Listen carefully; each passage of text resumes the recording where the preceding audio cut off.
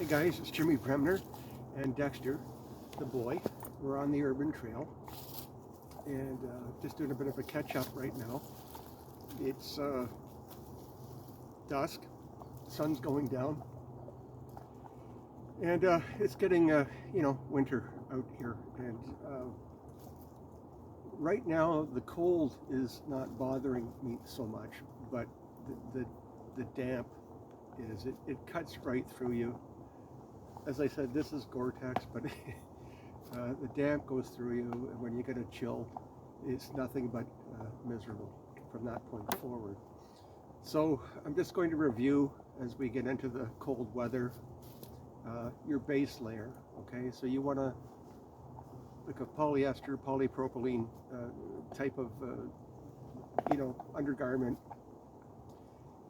And I got to be honest with you, when I'm in mid-October, I'm already in it because I just don't do well with the cold, and especially the damp, as I said. After that, these particular pants I have on, I think they're a Carhartt brand. They're actually they're insulated, right? So there's another flannel layer underneath the outer pant, and it actually gives you a little bit more insulation there. Speaking of Carhartt, Dexter is sporting. He's sporting his new winter coat, and it's made by Carhartt, and it's pretty cool. It's lined; it fits him really well. It has a couple of pockets, and it is water repellent. So he's pretty happy with it. Remember the acronym COLD, okay? So we talked about this, I think, in the spring last year, early spring, where there's still snow on the ground. So cold, clean. You have to keep your clothing clean. When you're doing things, you have to try and keep the mud off you, the dirt, the sand, all of these things, because it will break down the material on your clothing, and it will eventually break the integrity of the clothing, and you'll have holes in it, and the weather will get in. That's why I always have a 50-gallon drum liner with me, because when I go out and I sit down and I'm doing my bird watching, or Dexter and I are just taking a break, especially this time of year when it's damp, I can put this on the ground, and I can sit on it, and it keeps the water from wicking up into my clothing, and as I said, making you miserable. So then, clean. Keep your clothes clean. Overheating. You have to be able to strip off layers as you begin to sweat. All right, so make sure that your clothing is layered, and you can prevent overheating by stripping off the layers as required. So the L is layered, right? And make sure that you have layers that are going to help you prevent overheating, and always have at hand a waterproof layer as required. In the back of this particular coat, I do have my poncho with me, but as I said, I have my 50-gallon drum liner, and I can improvise a raincoat should I need to. And then D is dry. So even you get damp, you get wet, you have some rain coming down, what have you. When you set camp, then you need to start drying your clothing off, and make sure it's dry as it can be before you go again. So materials, wool is the best insulating material that you can find, and I've said this before. It's actually hard to find in all places, here in Canada. It's I don't understand it, but wool, even if it's wet, will retain about 80% of its insulating value. So wool, if you can find it, it's a great investment, and it lasts a long, long time. So again, the acronym COLD: clean, prevent overheating, layers, and keep your clothing dry.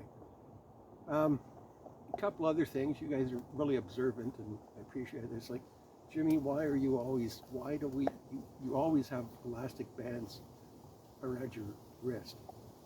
And yeah, I do. So why do I do that? Well, because they're so helpful in so many different, things, day-to-day things that you might be doing. In terms of the tactical advantage of having an elastic band with you, you can take an elastic band, put it around a doorknob, put it over, the striker plate there, and on the other side of the doorknob, and then that prevents that door from locking, and you have your ingress and egress. It's still open, and it's not going to close and prevent you from getting out. So when I go into something, I want to know how to get out. All right, so I always make sure that I'm able to prop a door in some way, shape, or fashion. As I said, you say, well, hey, Jimmy, why do you guys wear your watch face on the inside of your wrist? Well, if you go back to my video on stealth, so shine, shimmer, shape, silhouette, sound, all of those things. So if I have my watch face to the outside, the glass, the lens, okay, it will reflect light. And when it does that, it gives away your position. The other thing is, when you're in your layup position, your hands are out in front of you. So if I need to check time, the watch face is right there, and I can check time without making movement, which also draws attention to you, right? So that's why we do it. That said, if you're carrying gear, you're going to break a watch face, and ask me how I know. Something else I've been carrying recently, you know about our coyote problem here. I have a long lead, and it's made out of something called mule tape. And it's webbing, it's it's tubular webbing. And I would reckon that this would probably have a tensile breaking strength of about close to 1,000 pounds, because a 1 inch is but a half an inch. 1 inch is 2,000, so I'm going to guess, probably about 1,000 pounds. And it makes a great ridge line. It makes a good hauling line. You can make a Swiss seat out of it. There's so many things you can do with it. You just have to let the imagination run with it. So again, those are some tips as we move into, the cold weather. On Saturday, I will break down my Jeep, and I'll show you what I carry in there for road emergencies and such. Tomorrow, I'm going to do a bit of a tactical video at the office in regard to our exclusive active shooter breaching kit. And I'll talk about a couple other things there.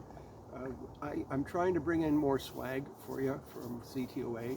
So I'm going to discount a bunch of products tomorrow so I can buy new, swag for you guys and put it on the shop. So there's going to be a huge discount tomorrow. And so if you're looking, for something for somebody as we move towards Christmas and the holidays, as I said, there'll be a big discount. In closing, today I spent time with an individual called Andrew Clark from Canadian Protection Limited. It's a security company, and this guy is an amazing dude. We've known each other for some time. He's a big supporter of CTOA and urban trail and that type of thing. But we spent some time together today, and he's got a great story. He's built an amazing company. He uses canines for security, and like the whole spectrum of canine work he can provide. And he's doing a great, thing with the homeless and disenfranchised people.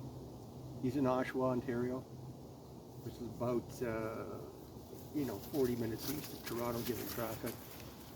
And the great thing that came out of that is we're going to start working together in the future, and we're going to help each other move forward. But if you're in need of canine security, whether it's an EDD canine, a drug canine, or a protection canine, this guy can make it happen.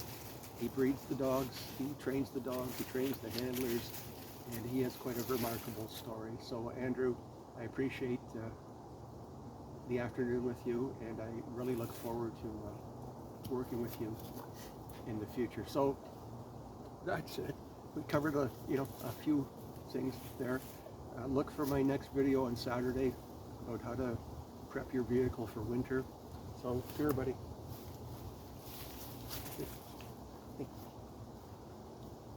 Out. It's Dexter and Jimmy Bremner, Urban Trail, C2A. We're out.